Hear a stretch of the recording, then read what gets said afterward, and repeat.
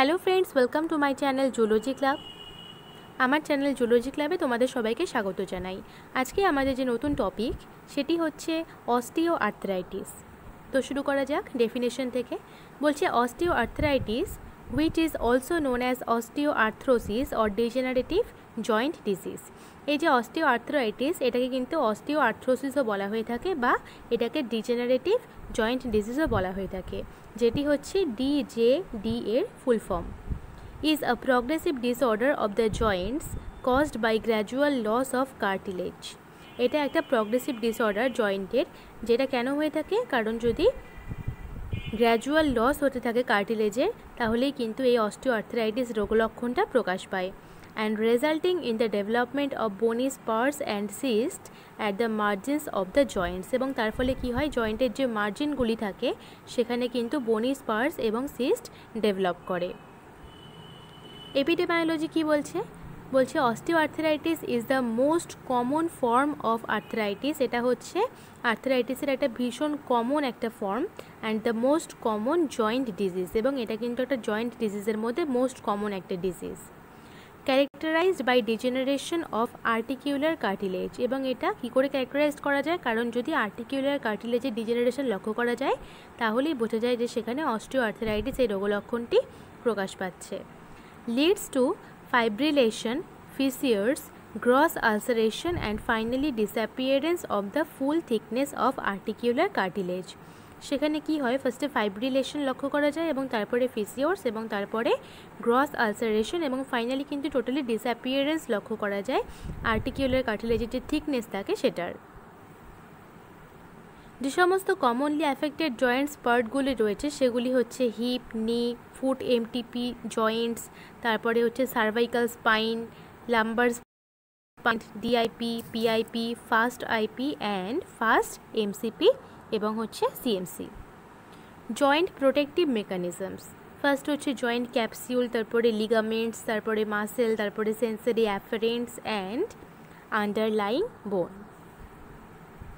Osteoarthritis is primarily disease of cartilage. এই যে osteoarthritis ডিজিজটা এটা কিন্তু একটা প্রাইমারি ডিজিজ কার্টিলেজের। IL-1 is a potent pro-inflammatory cytokine which capable of inducing chondrocytes and synovial cells to synthesize MMPs. MMPs is responsible of degradation of articular cartilage. এই MMPs কিন্তু articular কার্টিলেজের জন্য ডিগ্রেডেশনের জন্য mainly responsible. In addition, IL-1 inhibits synthesis of collagen 2 এবং এই যে IL-1 রয়েছে সেটি কিন্তু আরও কোলাজেন 2 এর সিনথেসিসটাকে ইনহিবিটস করে। Proteoglycans and growth factor B stimulated chondrocyte proliferation। এই যে প্রোটিওলাইটস রয়েছে এবং যে গ্রোথ ফ্যাক্টর বি রয়েছে তারা কিন্তু কন্ড্রোসাইট প্রলিফারেশনটাকে আরও স্টিমুলেট করতে সাহায্য করে। তারপরে বলেছে in a normal joint healthy cartilage lubricated by synovial fluid. Normal জয়েন্টে কি হয়ে থাকে, যে হেলদি কার্টিলেজগুলি থাকে সেগুলি কিন্তু সাইনোভিয়াল ফ্লুইডের মধ্যে লুব্রিকেটেড থাকে। Cushions the bones and allows them to move easily. এবং সেগুলি কী করে, সেই সাইনোভিয়াল সলিডটা মানে সাইনোভিয়াল লিকুইডটা সেখানে থাকার জন্যই কিন্তু বোনসগুলো খুব সহজেই মুভ করতে পারে এবং তার সহজে আমরা যখন মুভমেন্ট করি সেগুলিতে আমাদের সাহায্য করে। Osteoarthritis causes the cartilage to begin breaking down. এবং এই অস্টিওআর্থ্রাইটিস হলে কী হয়, এই যে কার্টিলেজগুলি থাকে সেটিকে কিন্তু ভেঙে দেয়। First making in thinner and then creating cracks in its surface. ফার্স্টে কিন্তু একটা থিনার ক্র্যাক শুরু হয় এবং তারপরে কিন্তু সেখানকার যে সারফেসটা থাকে সেখানে টোটালি এটা ক্র্যাক তৈরি করে দেয়, যার ফলে আমাদের মুভমেন্ট করতে প্রবলেম হয়। Gaps in the cartilage can expand until they reach the bone itself. যতক্ষণ না পর্যন্ত সেই গ্যাপসগুলি বোন অবধি পৌঁছে যাচ্ছে ততক্ষণ পর্যন্ত কিন্তু সেই কার্টিলেজের মধ্যে যে গ্যাপগুলি থাকে সেগুলি এক্সপ্যান্ড করতে থাকে। Synovial fluid leaks into cracks. এবং এই যে সাইনোভিয়াল ফ্লুইডগুলি থাকে সেগুলি কিন্তু তারপরে যেখানে যেখানে ক্র্যাক তৈরি হয় সেখানে চলে যায়। Which can form in the bones surface when this replacement cartilage wears away. এবং এটা কিন্তু বোনসের সারফেসেও হতে পারে।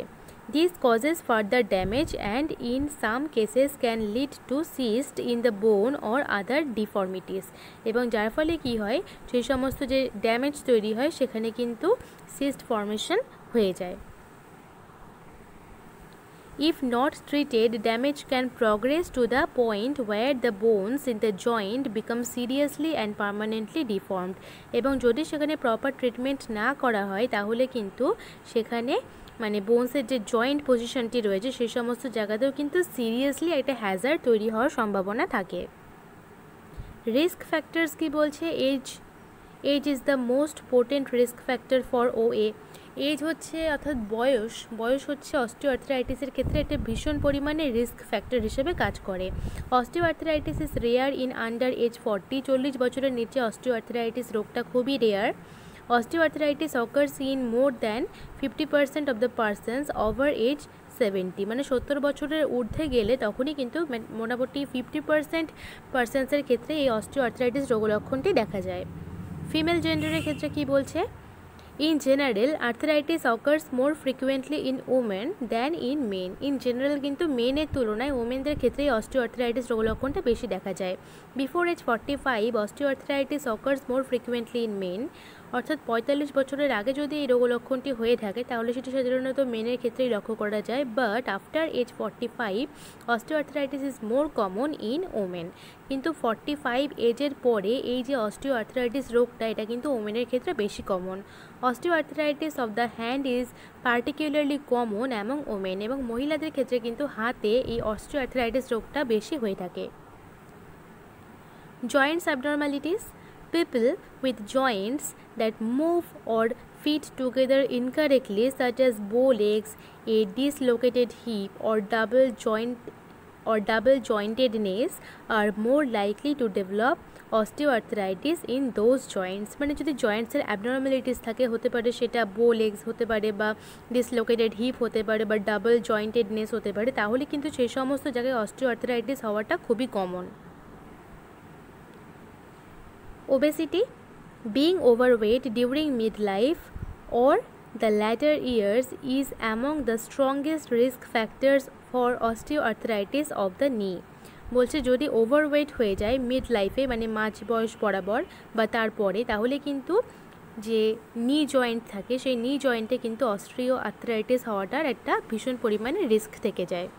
এই জন্য কিন্তু মিড লাইফে বা তারপরে যাতে করে ওভারওয়েট না হয় সেদিকে লক্ষ্য রাখাটা অবশ্যই জরুরি।